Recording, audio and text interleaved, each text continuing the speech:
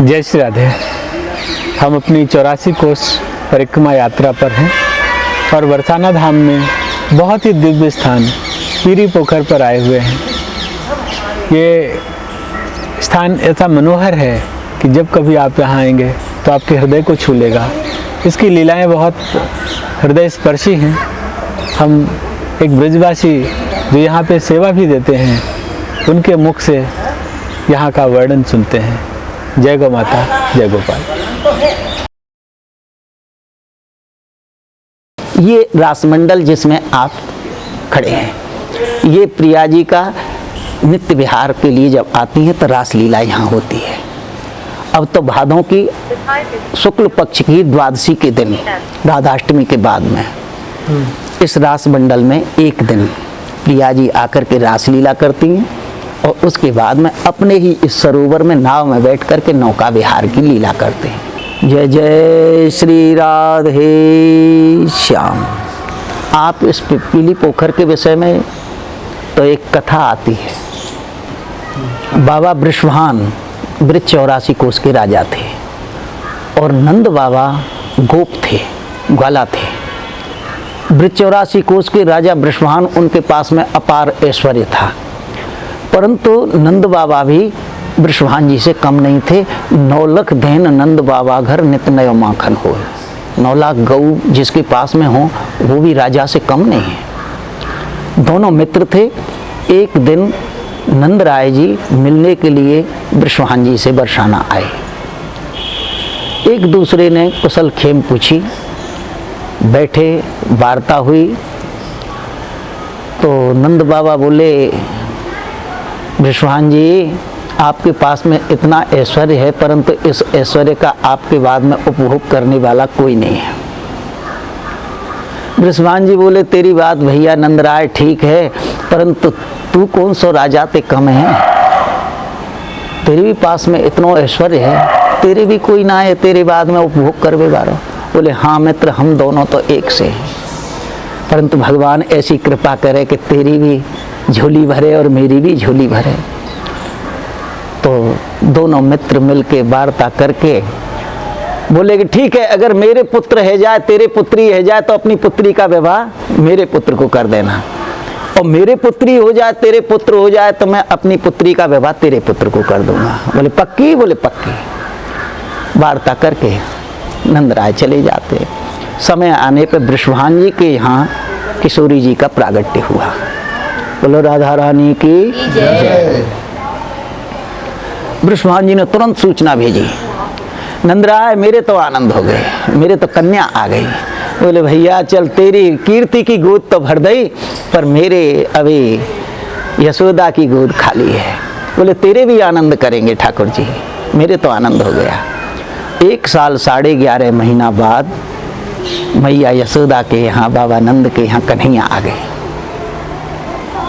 तुरंत सूचना भेजी, रात में ही नाई और नाहन को भेजा, मैंने जाओ बरसाना सूचना दे के आओ बृषभान जी को कि मेरे यहाँ पुत्र रत्न की प्राप्ति हुई है, और बधाई आपके लिए भेजी है और बधाई आपसे मांगी है नंद बाबा ने।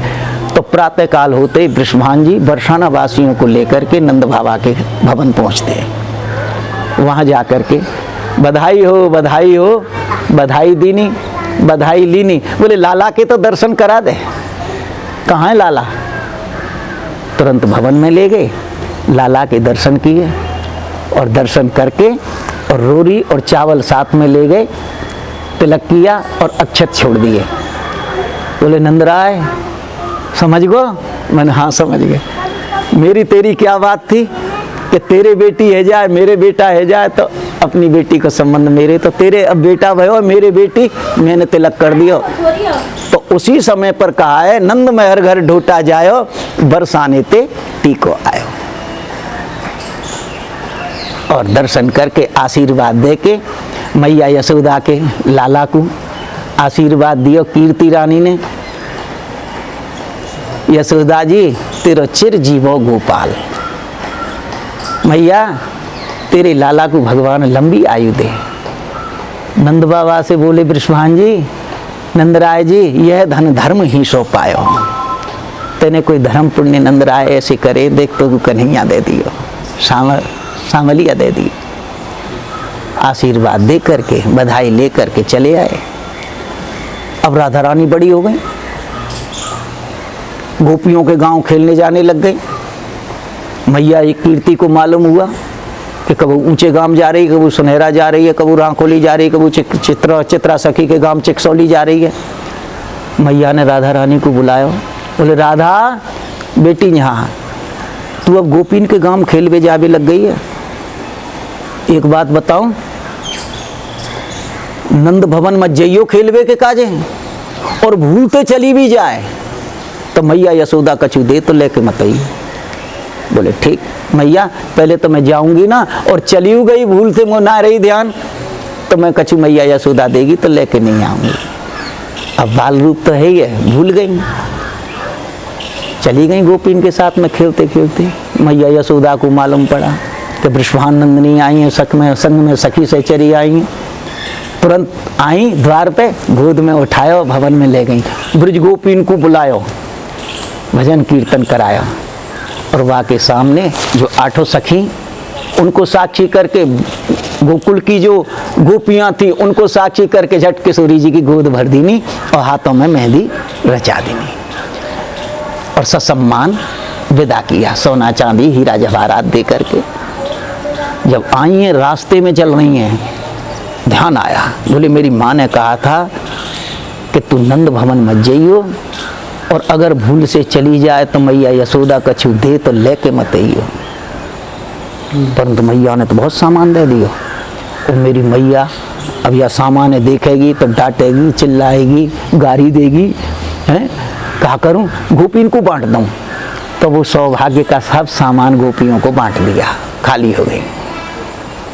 ये रास्ता था जो सामने जा रहा है ना, इधर से कच्चा रास्ता था ये नंदगांव के लिए। यहाँ आकर के खड़ी हो गई हैं, बोले कि काय से हाथ धोऊं, ये मेहंदी रचा दी नहीं, मैया पूछेगी तो झूठ बोलनी पड़ेगी, और झूठ मैया से बोलना नहीं चाहिए, इसको धो दो, ना मेहंदी दिखेगी ना मैया पूछेगी। तो यहाँ खड़ी है, काय से धोऊं, ना कोई कुआं है, ना हैंडपंप है, ना कोई बावड़ी है, काय से धोऊं। उसी समय जल की धारा हाथों में से प्रकट होती है और ये सरोवर बन करके तैयार हो जाता है। इस सरोवर में किशोरी जी ने अपने उन मेहंदी के हाथों को धोया। इस सरोवर की ये मर्यादा है, आप इसको कितना भी खाली कर दो, पानी भरो, इसमें मेहंदी का ही रंग दिखेगा। देख लो आपके सामने मेहंदी का रंग है कि नहीं, और देखो ट्यूबवेल चल रहा है, हरा ही रंग दिखेगा आपको, मेहंदी हरे रंग की होती है। ये इसकी खासियत है, और प्रिया जी के द्वारा प्रकट सरोवर है, इसलिए प्रिया कुंड इसका नाम पड़ा।